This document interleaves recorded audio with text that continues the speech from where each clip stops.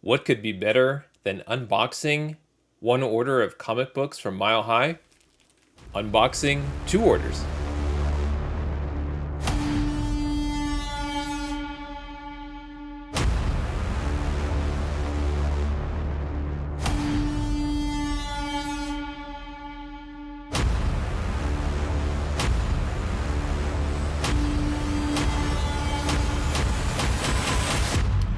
Okay, I am going through my orders of books that I've been placing early here in 2022, and been loading up on orders from and comic books from Mile High because I know at any moment that 60% off coupon code is going to expire. I do believe, and I was talking to Comic Citizen on Twitter about this, I do believe this is the longest that coupon has been active, or a 60% off coupon, I should say.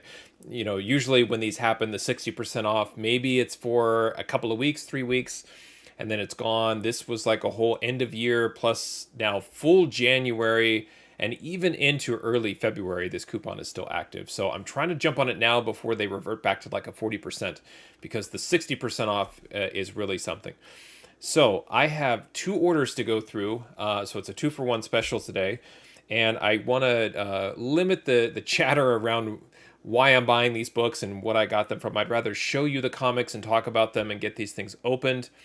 And also, I want to show you a little bit of a difference here. I've got one that was shipped via FedEx, and another one that I accidentally missed and slipped in with USPS. Like I say when I unbox these, I typically try and select FedEx, but it defaults to USPS unless you specify. It's free shipping either way.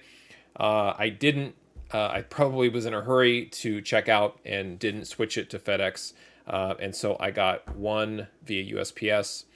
I'm not expecting there to be much of a difference in terms of quality, just a different service, and it'd be interesting to just kind of see and open the books and see how they arrived, and then you can kind of see if maybe the shipping provider, maybe it doesn't really matter at all. So let's get to the comics and see what I got in these two orders. Okay, here we go. The first one will be the FedEx option.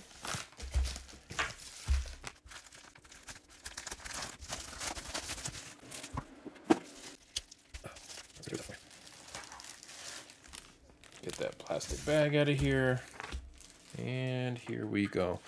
Gosh, they print out the packing slip and the invoice. I think it's on a dot matrix printer.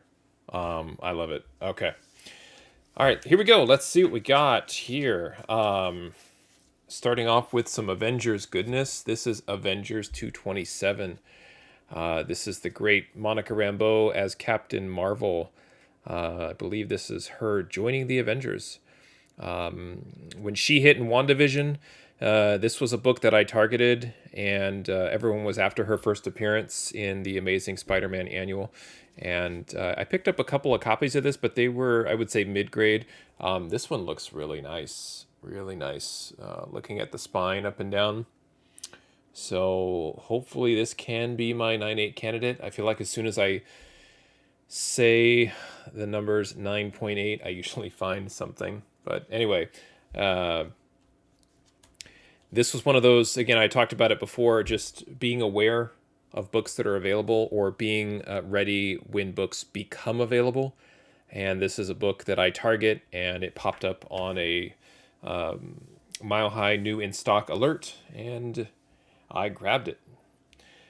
This was another book that I've been chasing for quite a while. This is Spectacular Spider-Man 101.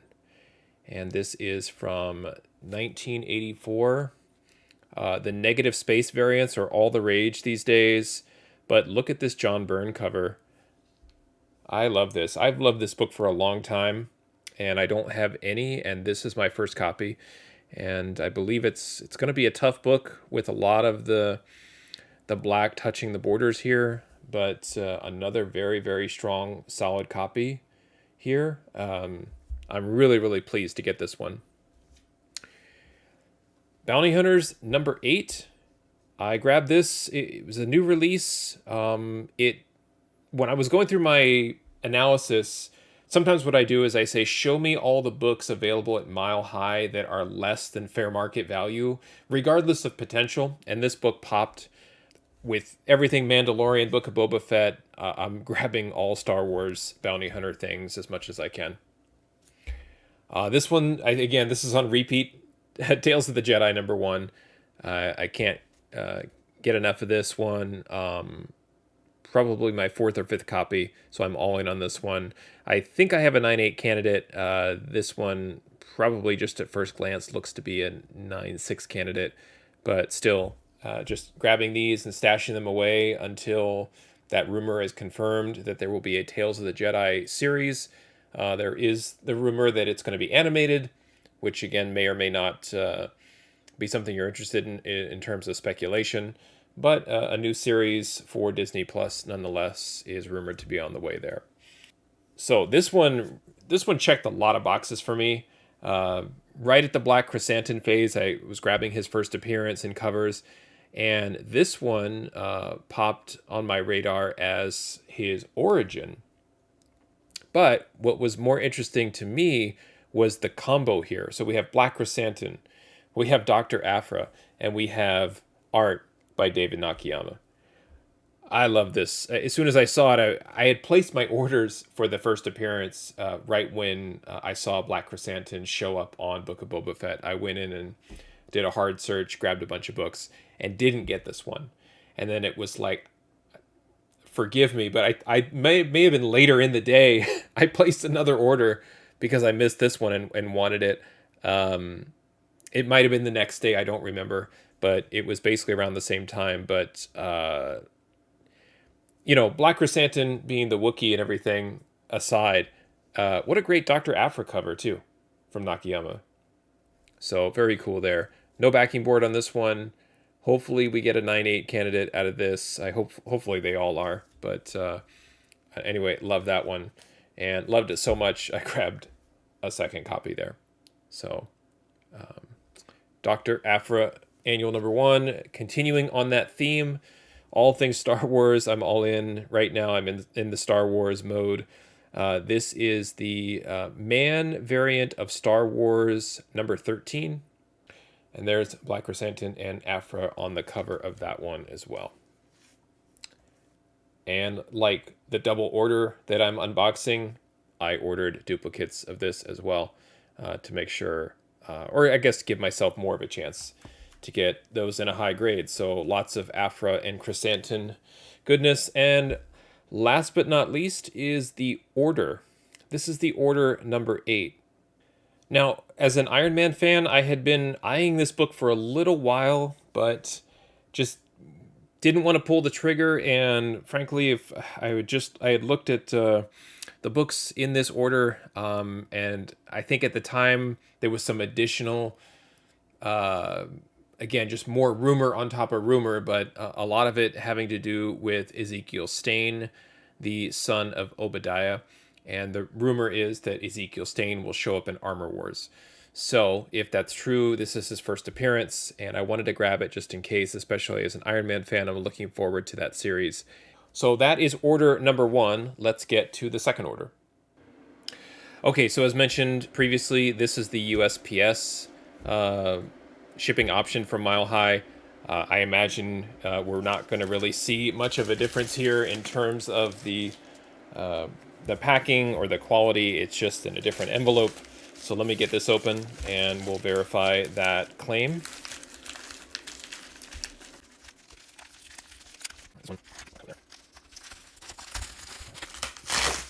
Yep, same Uline mailer. It does look a little crushed in here because I think the USPS flat rate envelope is smaller. I don't know. Maybe not.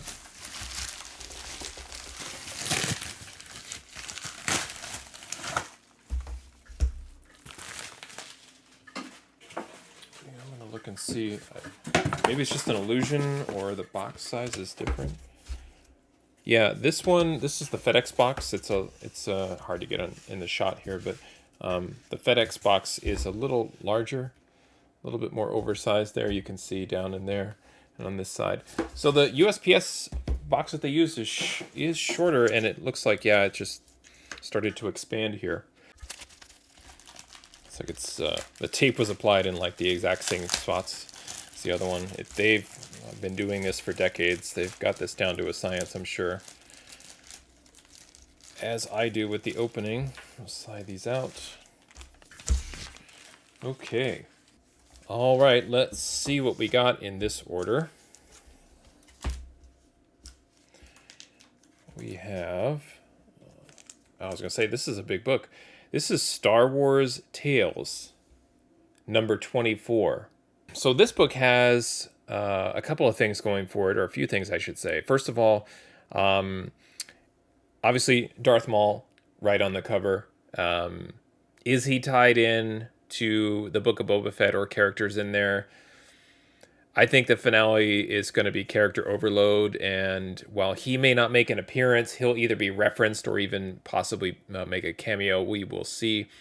Inside, though, this is the first appearance of Darth Nihilus and the first appearance of Darth Traya.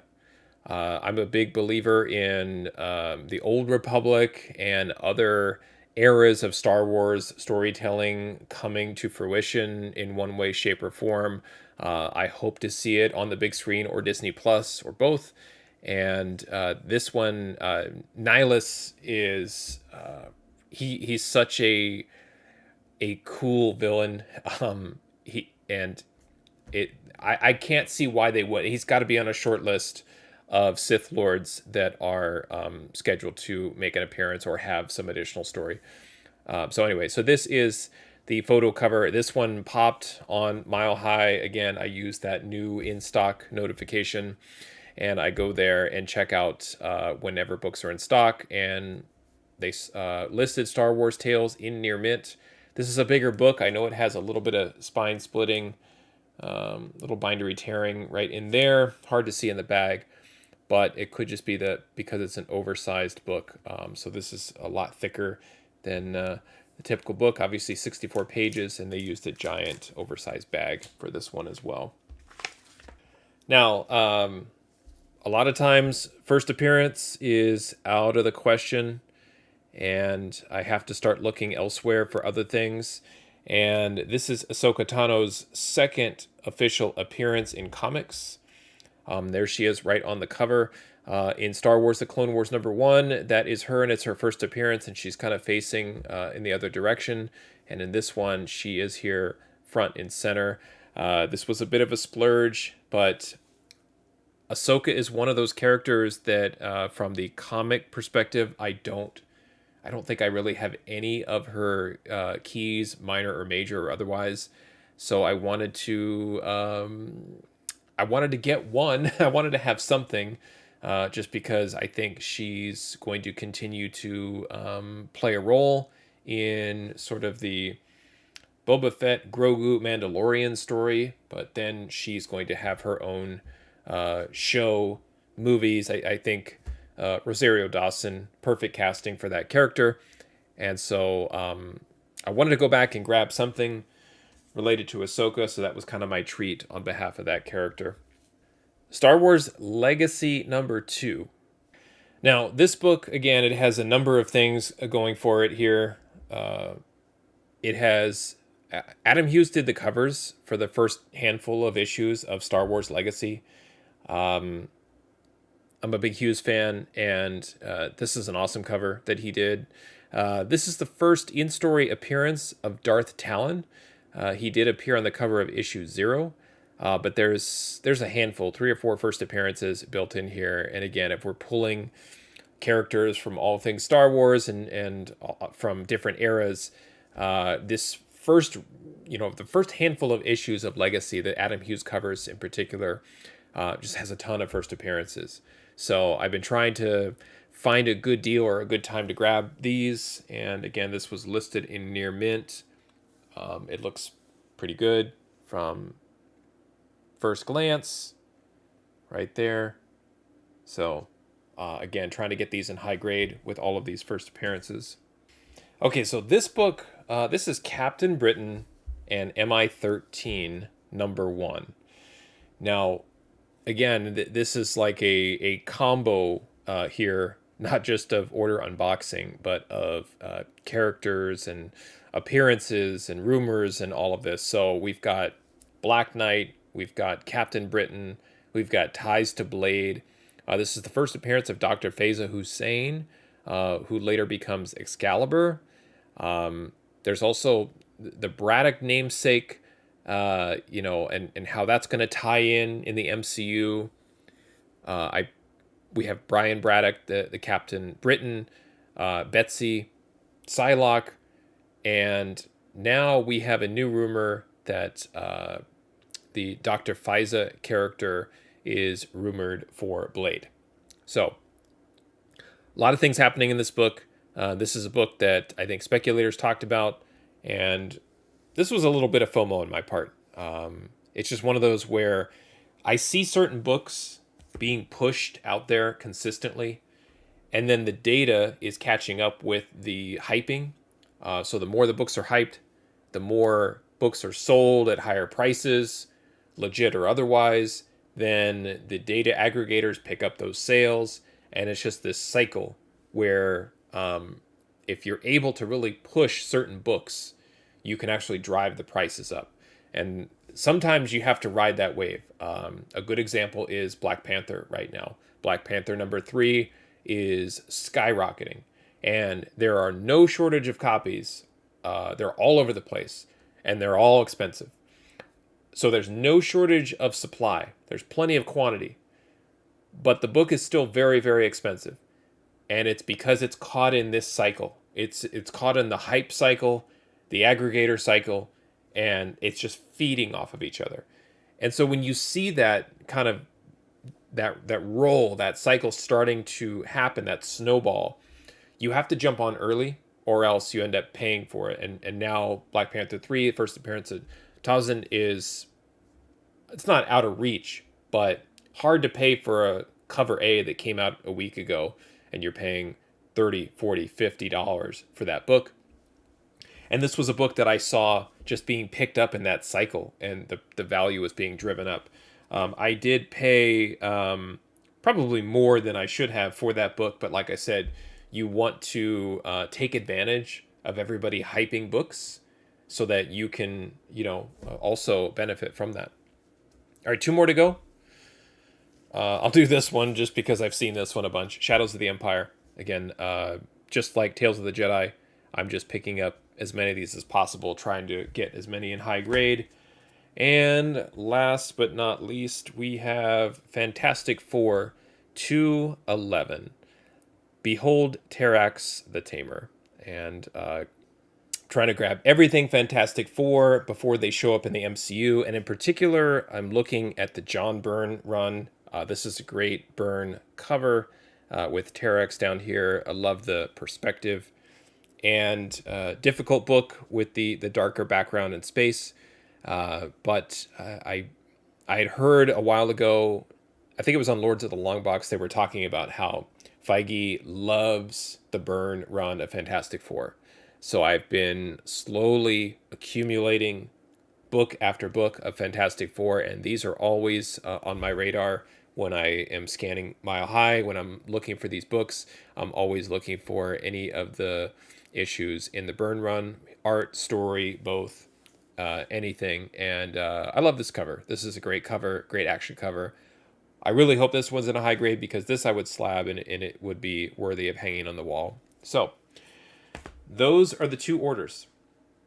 Now, we're going to go over these. It's not too many books. I've opened single orders with more books than this, so it shouldn't take too long to go through the two orders of these books I got right here and see if it was worth my time, worth my money, and I can talk to you and show you a little bit about some of these values, and see if I really truly FOMO'd, or if I was able to get some books kind of on the rise, like riding that wave as the books are rising in value. So let's start to go through these two orders. Okay, so I was able to get this view put in, and we can see both orders here. So the first order was placed on January 8th, and the second order January 14th. And I was able to use the 60% off coupon on all the books except for Bounty Hunters 8. It was considered to be a recently released book and not quite in the cycle of back issues, but still, as we will see here in a second, even at $4.99 full cover price, that was a good value buy there. Okay, so everything's been entered. I spent $239.99 on the first order and $281.20 on the second. So between the two, quite a bit of money invested in these orders. And so why did I do that? Why did I spend so much? What's the payoff here? What are we looking at? And as we move towards the right, again, the CGC values will be not available until I plug in the grades. We see the column U, the cover price fair market value of these books, and then the total costs summarized here at the bottom. The only thing you're paying once you get over, I think, $75 with Mile High is you're paying insurance. So I take the cost of insurance and I distribute it across the books to get the total costs. Now, column AA is that raw profit column. That's the one where I can tell just solely based on the raw book value as it is. But I have said this in the past, I don't believe that Mile High is a great source for flipping raw books. I really think it's around the investment and the gamble into trying to get high grade books in order to get them slabbed. So we're looking at a combination of the raw value plus the potential. And then as I've graded numerous books from Mile High, they roughly average across all books to be in about a 9.4 raw grade. So I feel like buying from Mile High, when you buy the near mint, you are, I'm not saying guaranteed near mint, but it's certainly a low risk proposition when you're trying to just focus on condition. When you factor in price, obviously now we're starting to get into the formula a bit. So what I look for are books that have an opportunity to at least get my money back or be in the ballpark of getting my money back. And this is where, even though I spent quite a bit of money on these two orders, you can see that even if I were to sell the books raw, I'm only down $25 in the first order, and I'm up $6.77 in the second. So let's just go over the winners and losers here. The big winner here was that Spectacular Spider-Man 101. It was a total cost of $30.78 and a raw fair market value of $54.20. So that's when I look at that book and I say it's worth that cost, because in a worst case scenario, if I trust that the book will be in high grade, I could sell it on its own and get my money back and then some. And that's not always the case with every book. The Star Wars number 13, I'm telling you, I got really sucked into the Black Chrysanthemum phenomenon there for about a week, or maybe a couple of weeks, once he came back and wasn't offed in episode 3. So, yeah, I probably overpaid for those, but they had them. I want high grade books. You have to pay for that. So it was a $14 loss in terms of the raw book there in that first order. Now, in the second order, I came out ahead, and it looks like pretty much carried by that Star Wars Tales 24, the photo variant.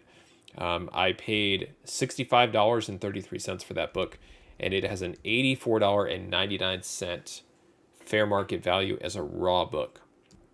And the values are what they are. I'm not here to talk about the market and where values should be on these books.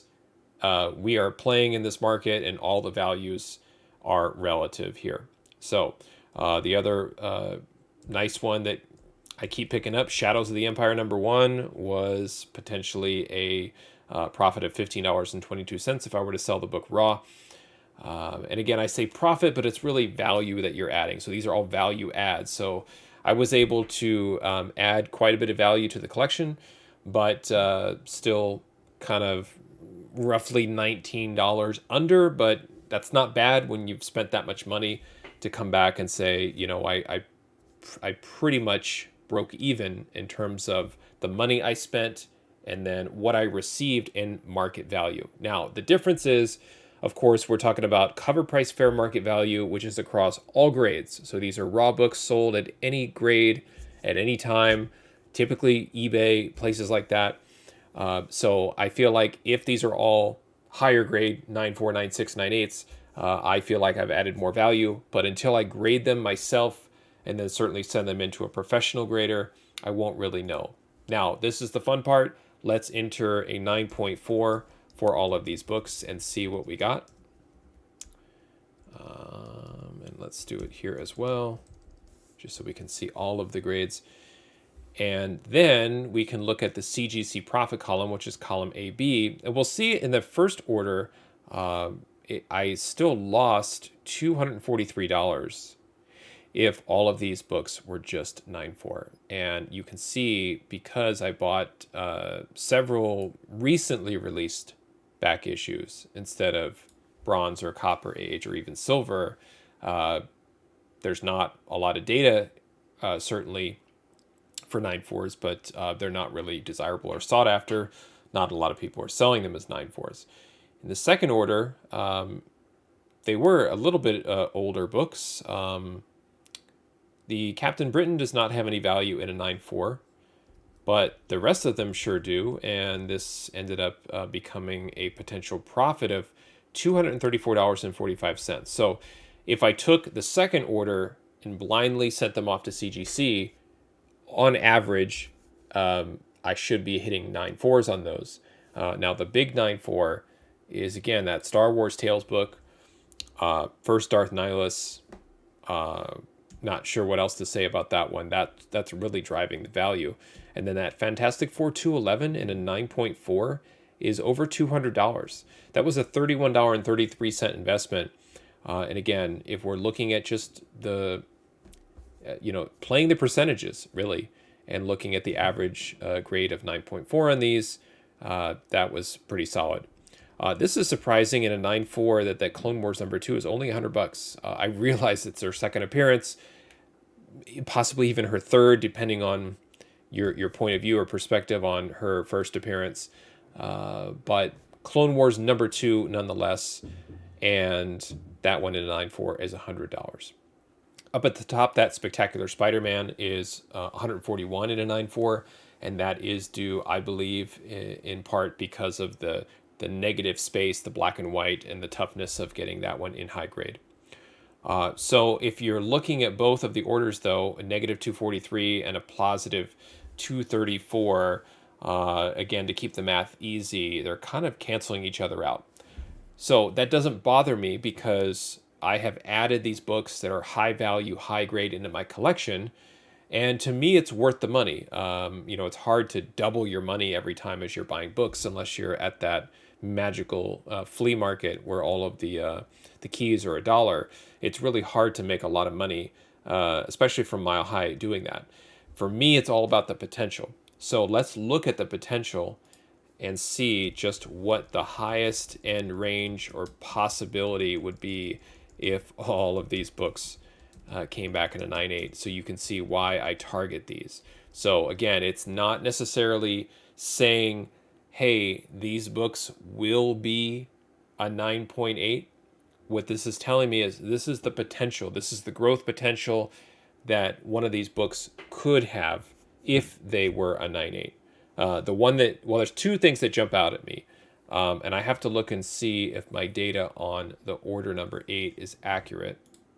Yeah, and there's just no GPA value for that book. So that one really is more of a, I would say it's a pretty long-term spec, or not long-term, but it's a reach, it's out there. So there's no current GPA value. So that's the first one that jumps out. The second one is this Fantastic Four 211 in a 9.8 is almost $1,200. And I spent $31.33 again on that book. So really wild and crazy potential there on that one, on FF211. But look at these numbers. Star Wars Tales, the photo, 381, and that Clone Wars 2 almost caught it at 325. I'm I mean, if one of those hits, that's amazing. That's great. And it looks like Star Wars Legacy lower than I thought at 115, but still not too bad. Shadows of the Empire, don't understand it, but $261 in a 9.8 for that one right now. In back up in the first order placed, the Dr. Aphra 9.8 annual #1. This is a book that came out in 2017. $350 for that one. Crazy. And Spectacular Spider-Man 395. Even Avengers 227 up around 274 there. So the first order has a total CGC potential value of almost 1,500, and the second one at almost 2,000. So do I believe all of these are 9/8? Of course not. I'm not suggesting that you go on to Mile High and purchase a bunch of these books and you're able to score such a tremendous profit and thinking that you're going to get all of these books in a 9.8. But this is kind of what I do. I'm focused in, I'm dialed in on certain books that at least give you a chance. And that's what I'm after. I want the roll of the dice, right? Because honestly, if you and I are at a show or an LCS and we're looking at the book and we're experienced collectors and graders and we're looking at it and we're standing in front of the dealer, we all know if the book's 9/8 or not. When you buy online, you're blind to it. So it is a blind gamble. But what I'm trying to do is say, can I kind of use the house's money a little bit, right? And understand the condition that we're dealing with. There was a seller on Atomic Avenue that I finally had to cut out because the books he was listing were near mint, and I believe the final tally for that seller, the average grade, was somewhere around a 7.0. So I stopped buying from them. There was no reward with that risk. Occasionally, you'd find a book that could maybe use a press and clean, and you could maybe buff it up to a 9.4 or something like that. But with a 7.0 average, that's an average. That means I was getting fives and 5.5s and 6s from them. So you can't be buying, you can't pay near mint prices and get books in fine condition. With Mile High on average, you are paying above fair market value, but in my experience, getting books in the higher grade.